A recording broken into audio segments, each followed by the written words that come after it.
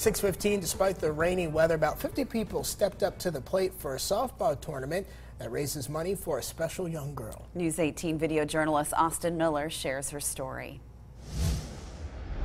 She has a smile that can bring joy to anyone, but Megan Howard says her 15-month-old daughter Allie has been fighting practically since the day she was born. She was 2 days old and I had to watch her be lifeline to Riley, and they did some tests on her, found out she was having seizures from a blood clot in her head. Allie stayed in the hospital for a month recovering from a stroke. I didn't have any of that bonding time that mothers usually get with their children, so I had to watch the nurses take care of my baby for the first month of her life, and that was really hard. Just before leaving, doctors discovered another problem, this time her heart. It was a congenital heart defect called double outlet right ventricle.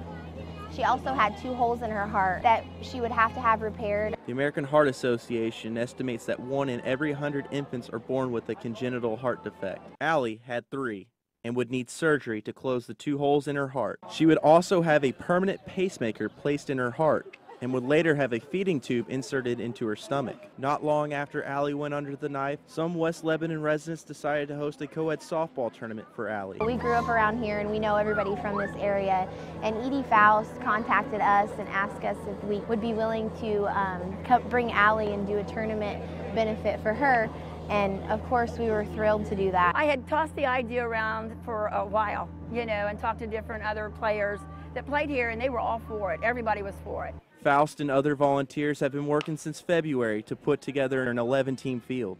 They also put together a raffle, a silent auction, and other various activities to raise donations for Allie and her family. It's just been awesome. And when you look around and you know that there's so many people here that just want to give to Allie, it's awesome. From Friday until Sunday afternoon, they played from sun up till sundown. And when rain turned the diamond into a mud pit, they played anyways. All for the little girl who never stopped smiling. She is the most wonderful child. She's happy, she's perfect to me, and she'll always be perfect to us. Austin Miller, News 18. Faust and the volunteers were able to raise nearly $5,000 for the Howard family, which will go a long way in helping pay for Allie's medical bills. WLFI's Eye on Kids is presented by Alcoa, Wabash National, Nan Shan, and Franciscan St. Elizabeth Health.